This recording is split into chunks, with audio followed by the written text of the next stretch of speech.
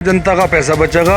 ये चुनाव में इतना पैसा खर्च हो, ये सारा जनता का ही तो हो। दोनों चुनाव जो हो जाए, समय की बचत, धन की बचत और विकास कार्य जो हैं वे प्रभावित नहीं होने। और हमारी न्याय प्रणाली भी चुप रहे थे और आम जनता भी कोई भी नहीं करा था, उसकी डिक्टेटरशिप थी भाई।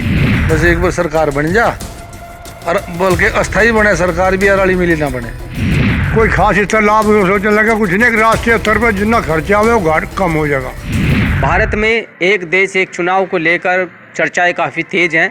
इस वक्त मैं शामली जनपद में मौजूद हूं, जहां पर हम आज आप देख सकते हैं यहाँ कुछ व्यक्ति मौजूद है जो ताश खेल रहे हैं, यानी कि जो ताश के पत्ते उनको खेले हैं। तो ताश पर आज चर्चा कर लेते हैं। बात देश के मुद्दे से जुड़ी हुई है और जो सरकार है, मौजूदा सरकार बीजेपी सरकार, उन्होंने पूर्व राष्ट्रपति रामनाथ कोविंद को एक कमेटी का अध्यक्ष भी बनाया है, जिसमें वन नेशन वन राष्ट्र के अनुसार जो है बात कही है। उसको लेकर के हम इन लोगों के बीच पहुंचे हैं, तो थोड़ा चर्चा कर लेते हैं, क्योंकि कुछ लोग हैं जो राजनीति में भी ताल्लुक़ रखते हैं और अब से पहले काफ़ी चुनाव इन्होंने देखे भी होंगे, वोटिंग भी किया होगा, तो उनसे बात कर लेते हैं। क्या नाम है सर आपका?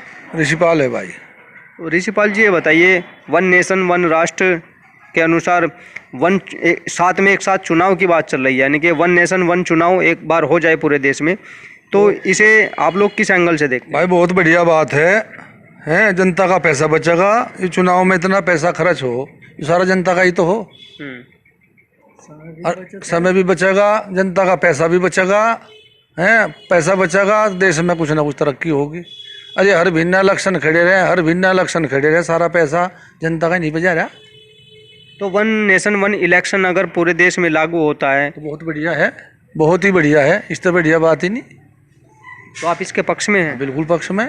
ऐसा तो नहीं कि क्योंकि ये अगर एक बार चुनाव हो जाएगा, लोकसभा और राज्यसभा का चुनाव, तो 5 साल के लिए फिर बीच में कुछ चुनाव एक साथ नहीं होगा। हाँ, उससे क्या फ़र्क पड़ेगा? कुछ नहीं फर्क पड़े, होना नहीं चाहिए। बस एक बार सरकार बन जा और बोल के अस्थाई बने, सरकार भी अराली मिली ना बने। जौन सी भी बने, अस्थाई बने, 5 साल चलेगी तो। अरे हर तीसरे भिन्न चुनाव, इब जाए एक MP मर गया, फिर चुनाव, फिर मर गया, यूँ भी खत्म हो चुका करवा। हाँ, अच्छा, चलिए और लोगों से भी बात कर लेते हैं। बाबूजी, आप भी ताश खेल रहे हैं, तो मैं चर्चा कर रहा हूँ जी। मैं एक फोर्स वाला आदमी। अच्छा, आप फोर्स वाले आदमी हैं। ये एक सैनिक हैं, इसलिए वो कोई इस पे चर्चा नहीं करना चाहते हैं, लेकिन फिर भी कुछ बड़े बुजुर्ग हमारे साथ मौजूद हैं, उनसे बात कर लेते हैं। दादाजी, आपने काफ़ी चुनाव देखे हैं, काफ़ी बार वोटिंग भी किया होगा। बिल्कुल। अलग अलग चुनाव होते रहे हैं, अलग अलग बार आप वोटिंग करते रहे हैं, तो अब की बार जो मौजूदा सरकार है वो वन नेशन वन इलेक्शन की बात कर रही है, तो इसमें आप क्या मानते हैं? समय दोनों चुनाव जो हो जाए, समय की बचत, धन की बचत और विकास कार्य जो हैं वे प्रभावित नहीं होने। ये है हमारा मकसद। तो अगर 5 साल के बीच कुछ ऐसे विकास कार्य होते हैं, लोगों को काफ़ी दिक्कतों का सामना भी करना पड़ जाता है, उसके अनुसार जब बार बार चुनाव आते हैं, लोग अपना विरोध जताते हैं, तो ऐसे में मान लिया एक समय जो दोनों चुनाव हो जाए, बीच में कोई बाधा ना पड़े, तो विकास के जितने कार्य बादस्तूर चलेंगे। जनता है, कोई सी सरकार आ जाए और कैसा ही बढ़िया काम कर लो, मगर जनता है, विरोध तो या करेगी। कोई कितना ही बढ़िया कर लो, फिर चुनाव करवा ले, फिर विरोध करेंगे, तो इससे तो पंडा छूटा है, एक बार हो जाए। चलिए बाबूजी, आप भी बैठे हैं यहाँ पर, तो थोड़ा सा आप ये बताइए, क्योंकि चुनाव को लेकर के हम लोग चर्चा कर रहे हैं, वन नेशन वन इलेक्शन पे हम चर्चा कर रहे हैं कि एक देश एक चुनाव अगर हो जाए, इस तरह का प्रावधान लागू हो जाए, तो देश में क्या रहेगा? उसका जवाब दूंगा आपको जी। ये क्षेत्रीय मुद्दे दब करे जा, राष्ट्रीय स्तर के मुद्दे रह जाए, इन पर चले जा, एक बात। दूसरी, इसमें जो है तनाव जो है देहात में बढ़े चुनाव का, वो ख़त्म हो गया। लेकिन आम जनता जो चाहवे है वो हल हो नहीं पाता इसमें। तो क्या अगर वन नेशन वन इलेक्शन एक साथ हो गई, तो क्या आम जनता जो है उसको इसमें बेनिफिट नहीं होगा, कोई फ़ायदा नहीं होगा? नहीं, फायदा तो ये है कि भाई वो आचार इलेक्शन की आचार संहिता लगे, उसमें थोड़ा विकास रुक जा, और वो उसका वो एक दफ़े रुक लगा, बार बार रोकना नहीं पड़े, उसका जो तो लाभ है। और तो कोई खास इसका लाभ सोचने लगा कुछ नहीं, राष्ट्रीय स्तर पर जितना खर्चा हुआ वो कम हो जाएगा। खर्चा होगा जितना इसमें। जैसा अब एक ही चुनाव होगा तो इन्हें मशीनरी बढ़ानी पड़ेगी, ये वोटिंग मशीन वो बैलेट पेपर वाली है वो बढ़वानी पड़ेगी, उसमें फोर्स खर्चा बढ़ानी बढ़ेगा। पड़ेगी। लेकिन आम जो खर्चा हो जाएगा वो कम हो जाएगा।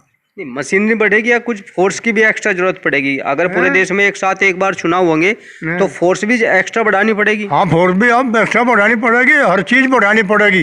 ये मशीन है नहीं, क्या कहें ना, ईवीएम है ईवीएम मशीन। हाँ, ये बढ़ानी पड़ेगी।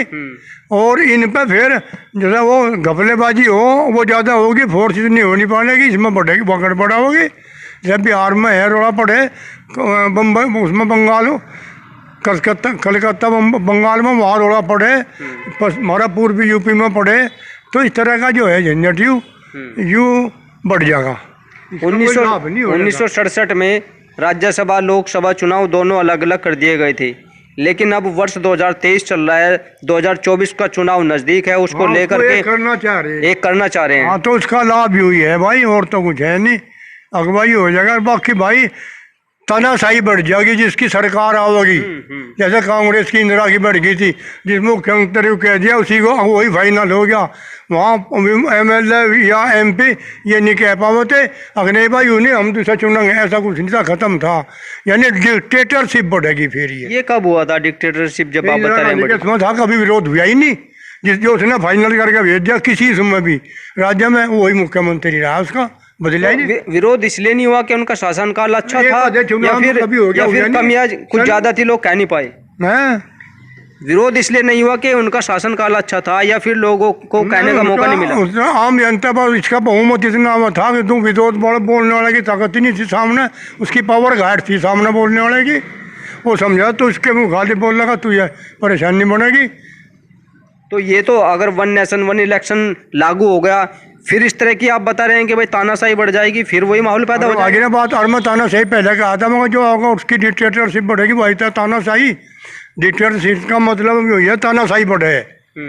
लगातार खंडेलने में प्रधान होता, और वो कहने का था हमारी तो बहू है प्रधान का पद, जिसे चाम ले जिसे बना ले, 3-4 योजना हो ले, उसको में मतलब कोई प्रधान हुआ ही नहीं। आज तो फिर जनता से में इतना विरोध बढ़ा, तो भाई जिसे कुर्सी मिले अहंकार तो आवेश है, ये तो माननी पड़ेगी। अच्छा, ये बताइए थोड़ा सा, जैसे जब अलग अलग राज्यों के चुनाव होते हैं और लगातार कोई विरोध करता रहता है, जिसके यहाँ विकास नहीं होते उसका विरोध भी होता है, तो आम जनता को 5 साल के लिए विरोध करने से क्या छुटकारा मिल पाएगा? तो भाई जो सत्ता की जो सेंट्रल गवर्नमेंट है और राज्य सरकारें हैं, अगर एक हो तो उसका लाभ तो है। अगर विरोध में है तो भाई विरोध तो अपने हिसाब से चलेगा, वो अलग बताओगा, वो अपनी डिमांड अलग बताओगा, वो उसे कर नहीं पाओगा, लारा लगाओगा, दे नहीं पाओगा। वो तो है बात, आपकी बात हम सहमत है। जो सेंट्रल में है वो स्टेट में भी होना चाहिए, लेकिन भाई वो उसका अहंकार बढ़ जा, फिर वो तो सामने वाले को विपक्ष को कुछ मानता नहीं। ये तो बात हम। अच्छा बाबूजी, चलिए बात आपकी ठीक है, लेकिन थोड़ा ये भी मान लेते हैं, अगर एक चुनाव एक देश में एक बार होते हैं तो जो खर्च है उससे जो काफ़ी विकास कार्य रह जाते हैं, तो उस खर्च को उसमें लगाया भी जा सकता है। हाँ जी, बात तो आपकी जायज़ है कि जो खर्चा जब बचेगा उसका विकास ही होगा, और कहाँ जाएगा वो।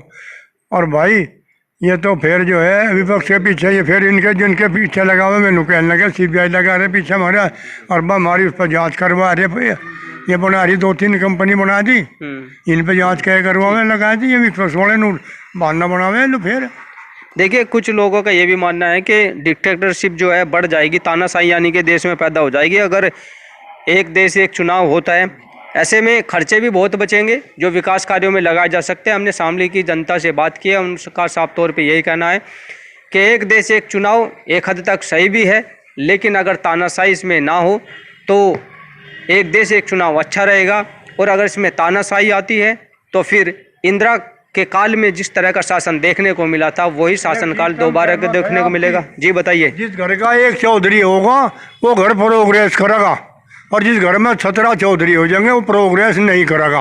ये बात तो आपकी ठीक है। अब अगर एक देश एक चुनाव होगा तो चौधरी एक होगा, लाभ है तो नुकसान नहीं है, लेकिन डिक्टेटरशिप बढ़ेगी जिसके हाथ में पावर होगी, और सामने वाले को विपक्ष को मानने का नहीं। इंदिरा गांधी में था यही, जब जब जब घर का मुखिया होता है बड़ा, अगर वो जिम्मेदार होता है तो उसे कड़े नियम लागू करने पड़ते हैं, बहुत सारे नियम लागू करने पड़ते हैं और बहुत जो है 300 थोड़ा 356 धारा लाग करके कितनी सरकार डाउन करी उन्होंने तो इंदिरा गांधी ने बहुत सारी सरकार डाउन करी। वो डिक्टेटरशिप थी उसकी, उसमें पावर थी और जज भी थे, कोई सामने नहीं बोलता था उसके सामने। सर और हमारी न्याय प्रणाली भी चुप रहे थी और आम जनता भी कोई भी नहीं करा था, उसकी डिक्टेटरशिप थी भाई। और इसका एक के पावर में आने में यही तो खतरा में पावर बढ़ेगा, वो अहंकार होगा। बस अहंकार ना हो, बाकी सब सही है।